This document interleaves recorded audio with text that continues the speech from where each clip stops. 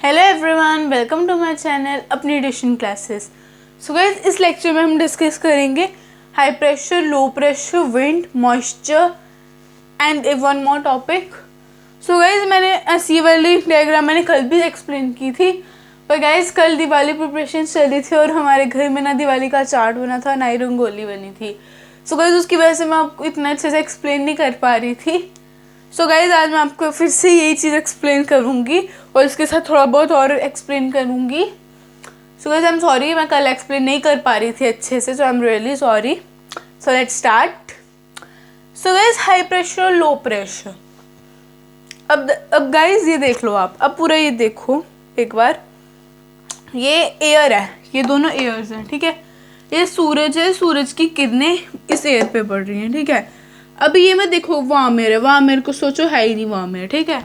अब सिर्फ देखो एयर है, पर जब सन की रेस पड़ी तो ये एयर बनेगी वार्म, क्योंकि सन की रेस से हमें हीट मिलती है और हीट अब एयर को भी मिलेगी ना, तो एयर भी बनेगी वार्म। क्या बनेगी? गरम, ठीक है।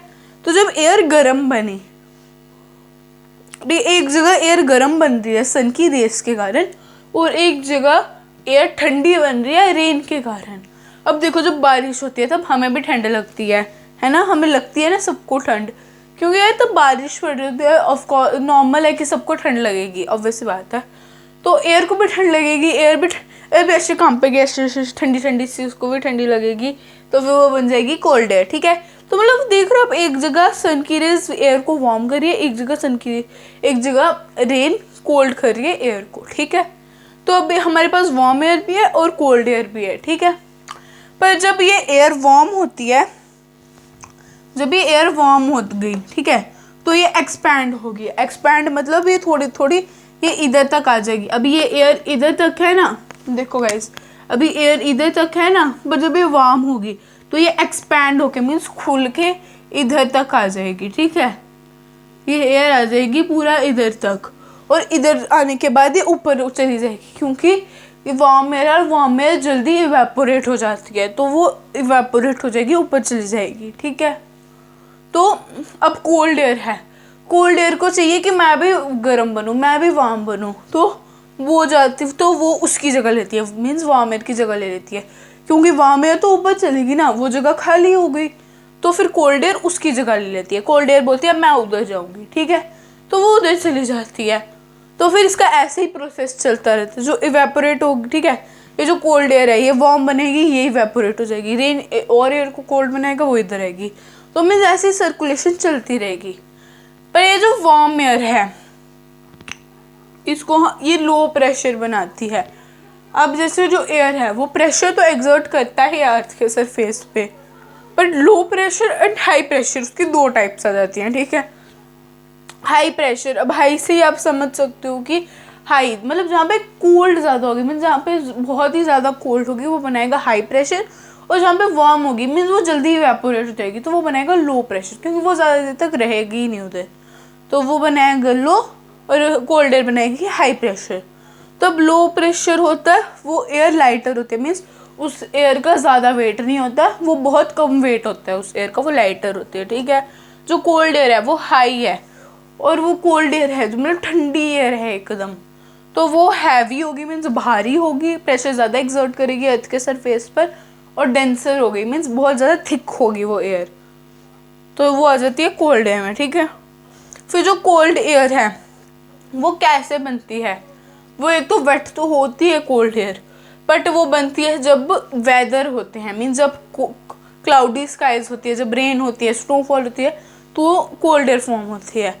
वार्म एयर फॉर्म होती है जब मतलब जब हमारा मौसम एकदम ऐसे ब्लू स्काई होता है, सन निकले होते हैं, सूरज देव हमें दर्शन दे रहे हैं, सूरज मामा दर्शन देंगे हमें, तो वो पूरा होता है, ठीक है।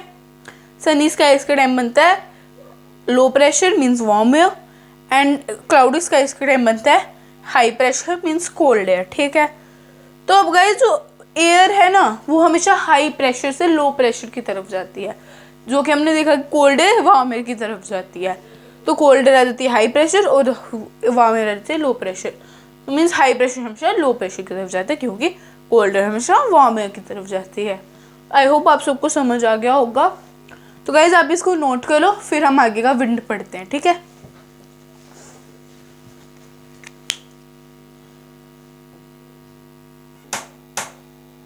सो गाइज अब शुरू करते हैं विंड।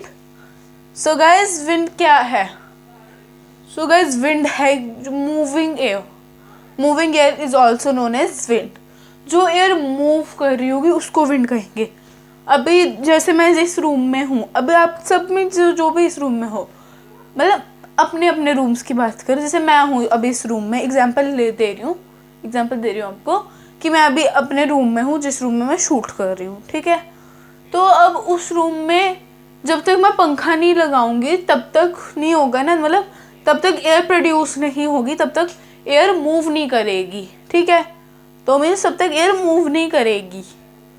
पर अगर मैं ये पंखा भी बंद है, अभी कुछ नहीं हो रहा है, तो ये जो एयर मेरे सराउंड है इसको मैं विंड नहीं बोल सकती, क्योंकि एयर मूव नहीं कर रही है। जो एयर मूव करती है उसको विंड कहा जाता है। तो अब गाइस देखो, अब किसी दिन ऐसे बारिश वाला मौसम है, मीन्स ऐसे बादल चढ़ गया है, अभी बारिश होने वाली है, ऐसा कुछ मौसम हो रहा है किसी दिन, जैसे आज भी वही मौसम है। तो आज होगा कि शाम को विंड चलेंगी। शाम को वो नहीं होता पत्ते अपने साथ लेके चलेंगे, ये धूल उड़ेगी। वो जो उड़ने वाली चीज़ें होती है ना, उन मतलब धूल उड़ेगी, अभी पत्ते उड़ेंगे, हवा चलेगी।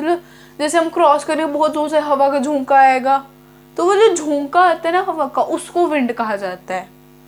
और विंड को हम ये भी कह सकते हैं, जो एयर हाई प्रेशर से लो प्रेशर की तरफ जाए उसको भी विंड कह सकते हैं, और मूविंग एयर को भी विंड कह सकते हैं, ठीक है गाइस। तो ये हमने देख लिया कि एयर क्या है, कि मतलब विंड क्या है, एयर नहीं विंड क्या है। तो गाइस हमने विंड को वर्क करते हुए भी देखा है कि जब ड्राई लीव्स ब्लो करती हैं, वही मैंने आपको जो झोंका बताया वही आ गया इसमें। और ना कभी कभार ये विंड स्टॉर्म का रूप भी ले लेते हैं।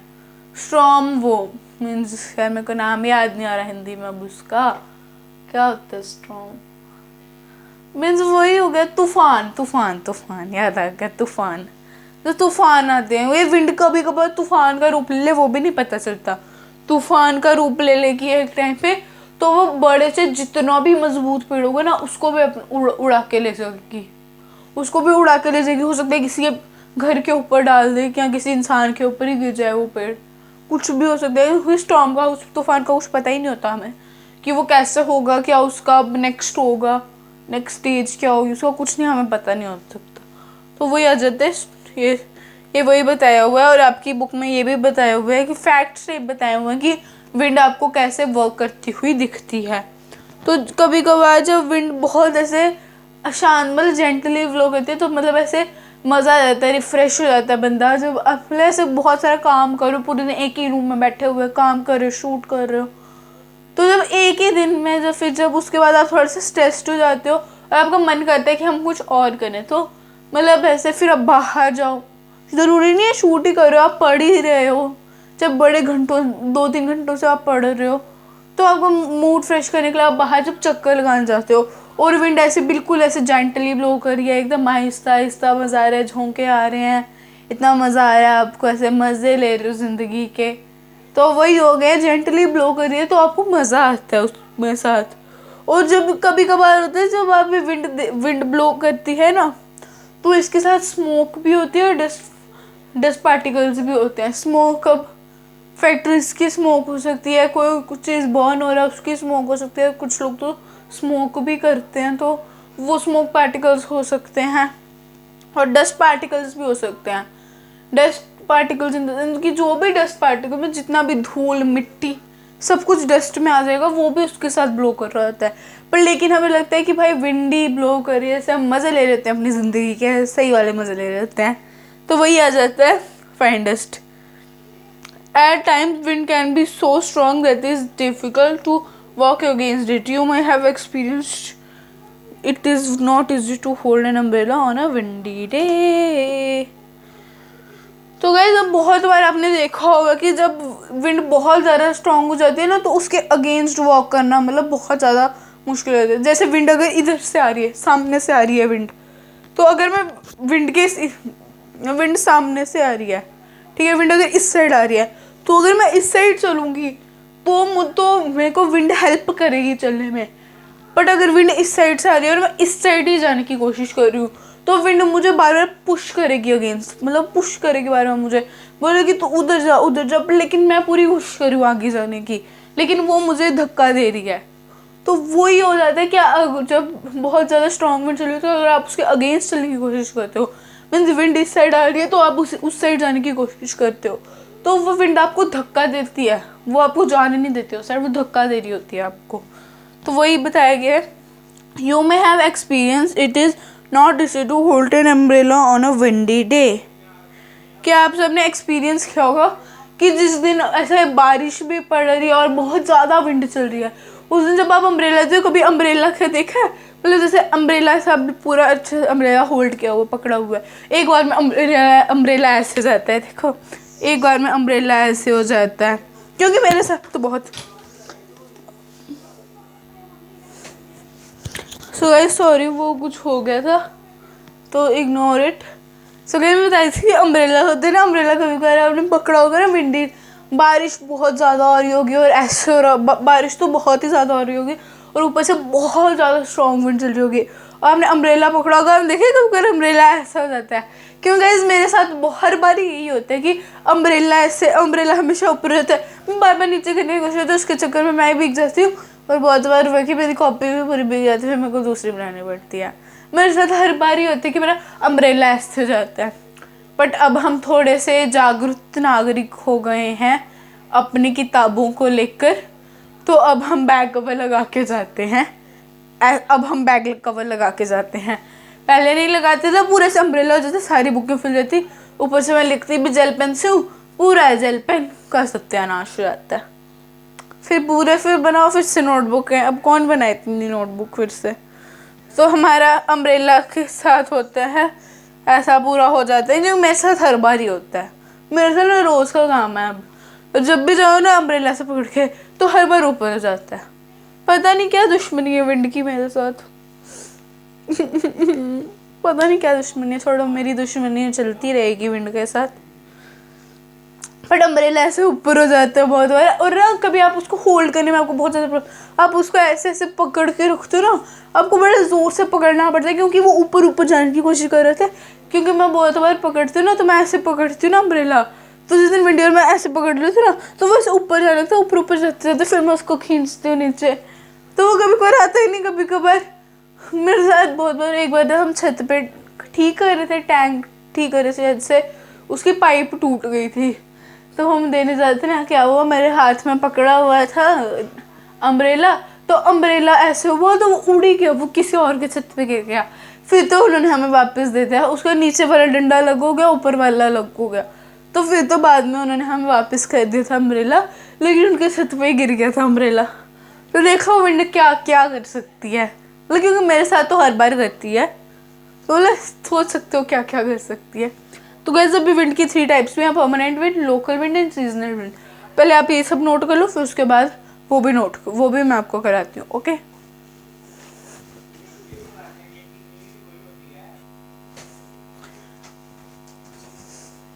सो गाइस अब हम पढ़ेंगे विंड्स के 3 टाइप्स, जो कि हैं permanent wind, seasonal wind and local winds. तो गाइस सबसे पहले पढ़ते हैं परमानेंट विंड्स। परमानेंट विंड्स होती हैं जो हमेशा ही ब्लो करती हैं, ऐसे विंड्स जो हर टाइम ब्लो करें। तो अब हर टाइम कौन सी विंड्स ब्लो कर सकती हैं, एक वेस्टर्लीज, ईस्टर्लीज विंड्स को परमानेंट विंड्स कहा जाता है। अब वेस्टर्लीज और ईस्टर्लीज विंड कौन सी होती हैं, वेस्टर्लीज विंड होती हैं जो वेस्ट से फ्लो करती हैं, और ईस्टर्लीज विंड होती हैं जो ईस्ट से फ्लो करती हैं। तो उन विंड्स को परमानेंट विंड्स कहा जाता है, ठीक है। फिर नेक्स्ट आ जाती है हमारी सीजनल विंड्स। सीजनल विंड्स जो सीजनल विंड्स ऐसी विंड्स होती हैं जो सीजन टू सीजन ब्लो करती हैं, मीन्स वो सिर्फ सीजन्स में ही ब्लो करती है, डेली ब्लो नहीं करती। तो ये जो विंड्स होती हैं वो अपनी डायरेक्शन अलग अलग सीजन्स में बदलती रहती हैं। जैसे कि वो मानसून होते हैं इंडिया में, उनमें भी मानसून के टाइम पर भी ये सीजनल विंड्स अपना डायरेक्शन बदलती हैं, ठीक है। फिर नेक्स्ट आ जाती है हमारी लास्ट लोकल विंड। ये जो winds these blow only during a particular period of the day or air in a small area। ये जो winds होती है ना, ये हमेशा दिन में एक पर्टिकुलर पीरियड या फिर एक साल में, एक साल या एक दिन में सिर्फ एक पर्टिकुलर पीरियड के टाइम पर ही ब्लो करती हैं। जैसे कि लैंड और सी ब्रीज इसकी एग्जांपल आ सकती हैं। लैंड ब्रीज और सी ब्रीज आ सकती हैं इनकी एग्जांपल। जो सी ब्रीज होती हैं वो दिन के टाइम ब्लो करती हैं वो सी से, और जो लैंड ब्रीज होती हैं वो रात में ब्लो करती है लैंड से टू सी की तरफ, ठीक है। तो इन जो लोकल नॉर्दर्न प्लेन्स की, जो कि इंडिया के जो नॉर्दर्न प्लेन्स हैं, उनकी भी एक लोकल विंड है जिसको लू कहा जाता है। कहते नहीं है इसको लू लग गई है, वो गर्म हवा को भी लू कहा जाता है। सो गाइस, हमारी विंड इतनी सी थी, जिसको नोट करनी है वो कर सकता है।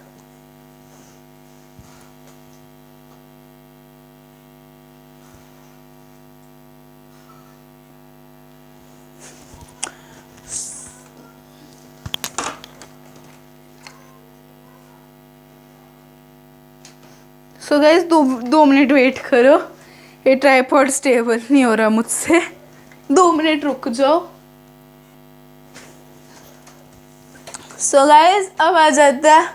सो गाइस, हमारा विंड का टॉपिक तो इधर ही ख़त्म हो जाता है, और हमने जो एयर प्रेशर का थोड़ा बहुत पढ़ा फिर से, वो भी इतना ही था। सो गाइस, आई होप आपको ये वीडियो लेक्चर पसंद आया हो और आपको समझ भी आया हो इस सब में। और गाइज़, अगर आपको मेरी वीडियोस पसंद आती हैं तो प्लीज़ लाइक करो, मेरे चैनल को सब्सक्राइब करो, और बेल आइकन को भी ज़रूर दबाना, तभी आपको सारी नोटिफिकेशन इस टाइम पे मिलेंगी। सो गाइज़, इस पूरे चैप्टर का सिर्फ एक ही टॉपिक बचा है, जो है मॉइस्चर। तो उसको हम नेक्स्ट वीडियो लेक्चर में डिस्कस करते हैं। तब तक के लिए bye, stay home, stay safe, bye guys, और मेरे चैनल को सब्सक्राइब करना मत भूलना। बाय।